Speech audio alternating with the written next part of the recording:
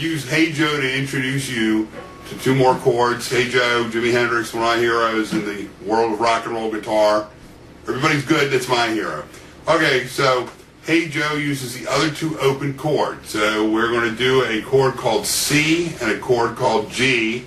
We'll add that to the D and the A and the E minor. Alright, so the C chord, you're going to take third finger, put on the third fret of the fifth string, second finger, second fret of the fourth, skip a string, first finger, first fret of the second string. So what you're going to get is that's your C chord, right? Now for the G chord, what is really good practice, watch what I'm going to do on the left hand. I'm going to use my left hand, I'm going to use both fingers at once, move them both over to a lower string, right? Then I take my pinky and I put it on the third fret of the first string. Now this is one of the toughest things for a lot of people to do is this G chord. Okay? So you can approach it like this. Also what you can do with this chord, sometimes just play the bottom or just play the top.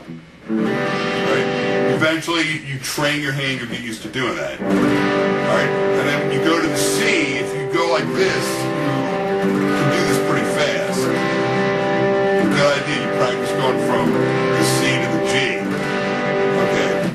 So, now we're going to do one more thing at the end of the Hey Joe progression. We're going to use an E major rather than an E minor. Now, E major is sometimes called E major. If somebody says E, that's what it is, same as E major. So here's the chord. Just like the E minor, right? You're going to start with your second finger on the second fret of the fifth string, third finger on the second fret of the fourth. Now here's the difference. Then you'll take your first finger, you're going to put it on the first fret of the third string. So instead of this, you get this. That'll big difference, but you can hear it. So now for Hey Joe, I love this song because of the guy who played it, but also because of 5 chords, right? So you got C, G, D, A, and then E.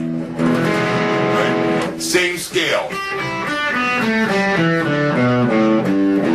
So, you know, excuse my vocals, but give you a chorus of it like this. Hey Joe, where you going with that gun in your hand?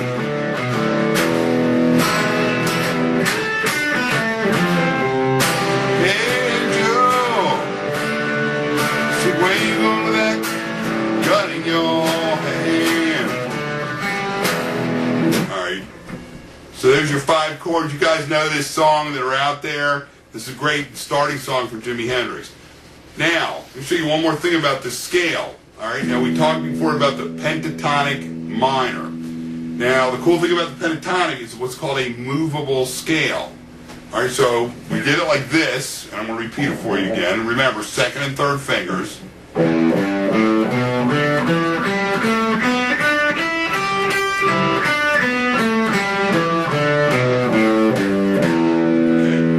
So you move the scale, and I'm going to give you a very simple explanation of what we call intervals. In this case on the guitar, we're just talking about how many frets apart you are. So as you go from the 0 to 3 and the 0 to 2, when you go up to the 12th fret, which is the octave, which is the same note but higher, so here's an E, right, open, here's an E at the 12th fret at the octave. You can hear that's the same note, alright? So, when I do the scale up here, I'm using my first and third fingers, right? So I'm going to go like this. It'll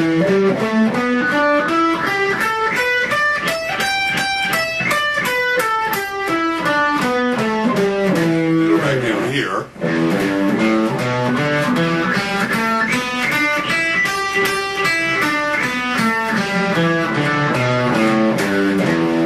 Alright, so what we call the interval, which in our case we're just going to say the amount of frets, never changes all the way up the neck. Okay, if I do it, I can do it at the 5th fret and watch, same thing.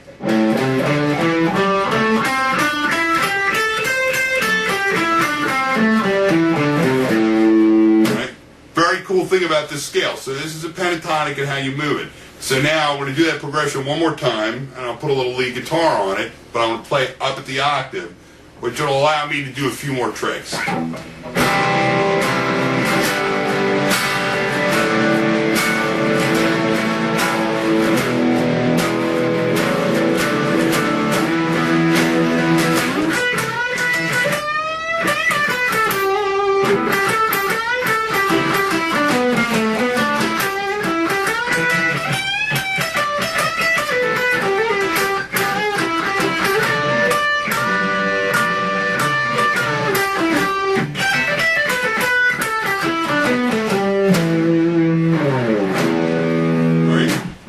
Very simple. Use that scale shape. Do your thing with it, all right? Go out there and play some loud rock and roll. I'll see you next time.